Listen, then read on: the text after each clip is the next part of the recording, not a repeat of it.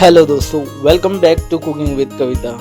આજે આપણે બનાવવાના છીએ તાજગી અને ઠંડકથી ભરપૂર એવી ઠંડી ઠંડી ઠંડાઈ.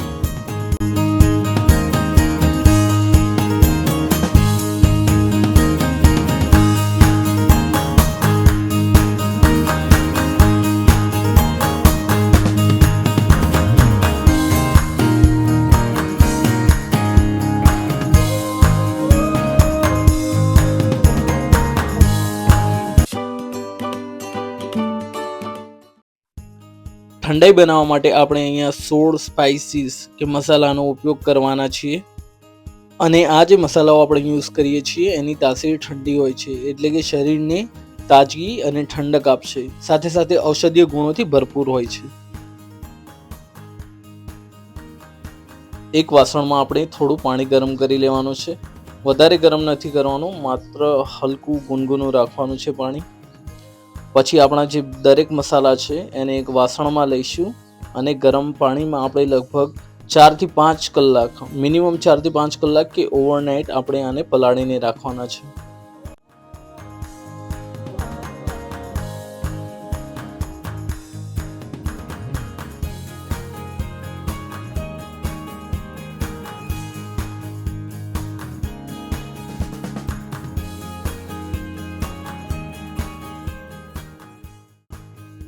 હવે આપણે એક વાસણમાં દૂધ લઈ લઈશું અને એને મીડિયમ ફ્લેમ ઉપર ગરમ કરતા રહીશું. વધારે ટાઈમ ગરમ કરીશું અને સતત હલાવતા રહીશું એને, તો આપણું દૂધ ઘટ્ટ થઈ જશે, જાડું થઈ જશે. લગભગ અડધો કલાક સુધી આપણે દૂધને ચલાવતા રહીશું એકદમ ધીમી ફ્લેમ ઉપર, અને આપણું દૂધ ઘટ્ટ થવા દઈશું.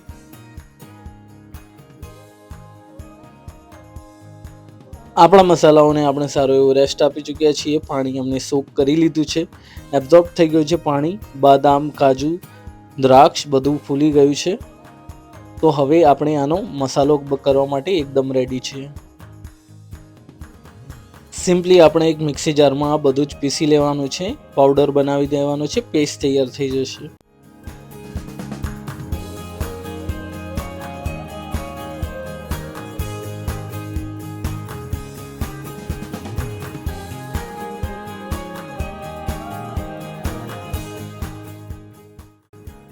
હવે આપણે એક નાના બાઉલમાં કેસર લઈ લઈશું અને એના ઉપર હલકું ગરમ એવું દૂધ રેડીશું, જેથી એ પોતાનો કલર છોડશે અને આપણી ઠંડાઈને સારો એવો કલર આપશે.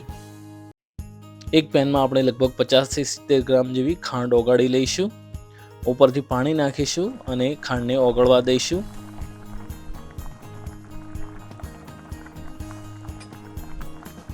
ખાંડ ઓગળી જાય એટલે આપણે એમાં ગુલકંદ એડ કરીશું.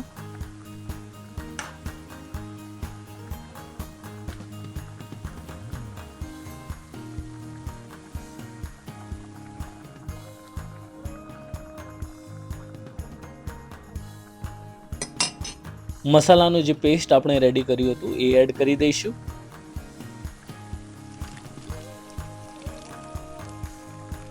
મીડિયમ ફ્લેમ રાખીને લગભગ 5 થી 7 મિનિટ સુધી આ બધા જ મસાલાઓ પકવી લઈશું આપણે.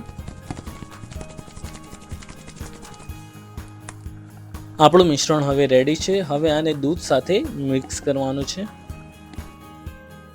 આપણે ઠંડાઈને મિક્સ કરવા માટે માટલીનો યુઝ કરીશું. નવી માટલી યુઝ કરીશું. અંદર જે માટીનો સ્વાદ હોય છે એ પણ ભળી જશે અને એકદમ સરસ એવી ઠંડી ઠંડાઈ તૈયાર થઈ જશે.